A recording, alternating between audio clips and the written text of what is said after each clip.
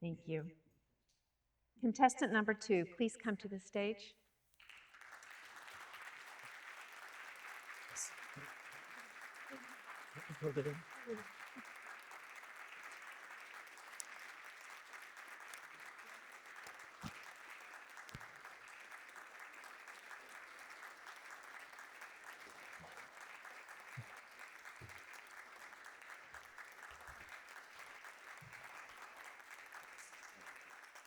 Contestant number 2, Lele. Carrying my weight.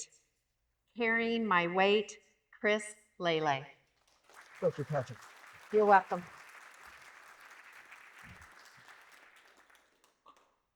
When I was younger, I used to think that growing up meant becoming self-sufficient, and that such self-sufficiency required distance from where I'd grown up from the ones who had raised me. When I was 25, I finally got the opportunity to put this to the test by doing something I'd always longed to do. Buy a one-way ticket to Europe. That's right, leave the nest, quit my job, and somewhere along the way, maybe find myself. Luckily, I had a small fortune built up from my stocks from that company that I quit. Well, small fortune, at least for a 25-year-old. So I walked into a travel agency before this had gone the way of the dinosaurs, and I bought a one-way ticket to Paris.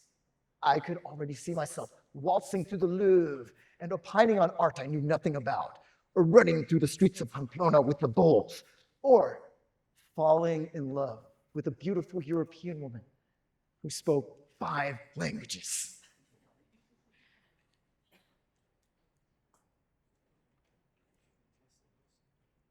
The thing is that when I landed, before I even landed in Europe, I got a phone call from my mom. Chris.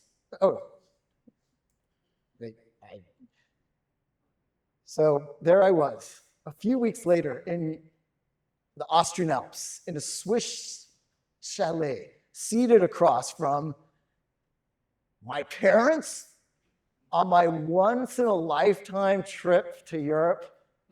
Okay, so let me back up. Yes, that call from my mom. Before I left, she said, Chris, are you going to Europe? Like, wait, how does she even know that? I hadn't told a single person. Well, it just so happens that that travel agency I happened to wander into was the same one my parents had been using for the last 20 years. And on account of having a rather peculiar last name, Lele, the travel agent said, do you happen to have a son named Christopher? Well, he just bought a one-way ticket to Paris. After that conversation with my mom, I said, yeah, you know what? Let's go. I'm going to make this happen because things go south. I could go south and in 2 hours be in a different country. But things fell into a wonderful routine that first week in Austria. We would travel these large castles by day, and then in the afternoon, we would go through these cute little quaint Austrian villages in search of the best apple strudel. And at night, we would sit by the fireplace, and we would drink beer. Yes, beer with my parents. I don't think I'd ever done that before. And instead of questioning my life decisions, they helped me craft my trip. When I said I went to Turkey, my mom could have easily said, oh yeah, what, get mugged in the Medina? Instead, she said, you know what? That stretch of the Aegean coastline is exquisite. And she then launched into all the relative merits of the Turkish ferry system, including which islands to stop at. It was like I suddenly had my own little Rick Steves in my back pocket. That final day that we were in the Austrian Alps together, I decided to do something also unwise, since that was kind of the summer of doing unwise things, to hike a mountain that lay on the other side of where we were staying. And it was snow-capped even in summer. And I decided to take my dad with me. He nodded, came along, promised I would carry the heavy backpack with all the water and provisions, nothing to worry about. And we started hiking, chatting that first hour, blue sky above us, yellow flowers in the Austrian Alps, like something out of The Sound of Music. And I was carried away, this buoyant energy, as my dad started to drift a little behind me. But he'd be fine. And I went higher and higher and noticed it was getting colder. And I started shivering because, again, I'm 25, infinite wisdom, and yes, I only decided to go in a tank top.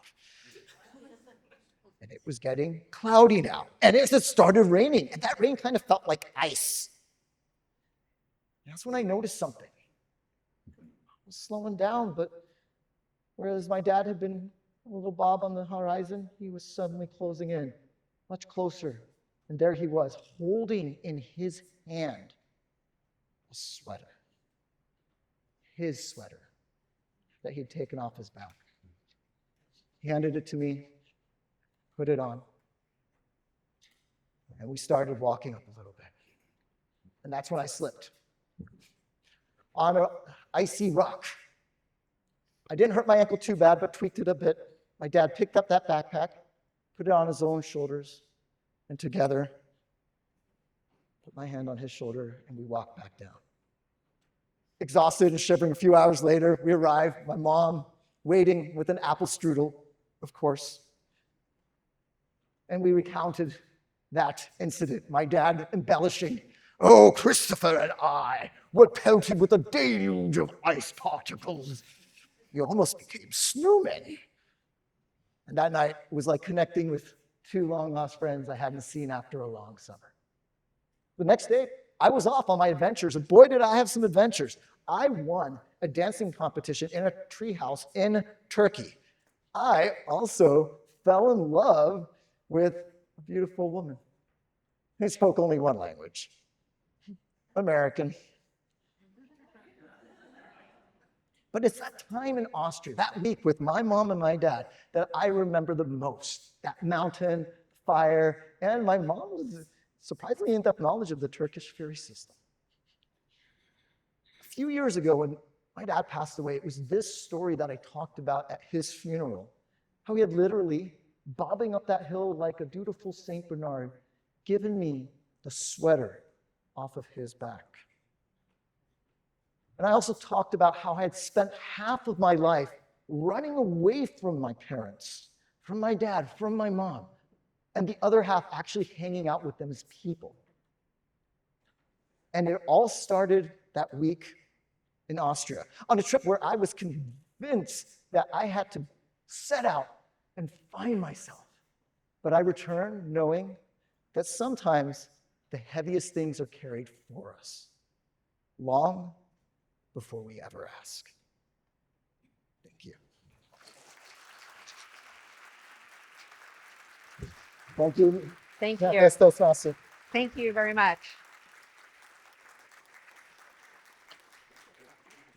Timekeepers, may we have 1 minute of silence while the judges mark their ballots.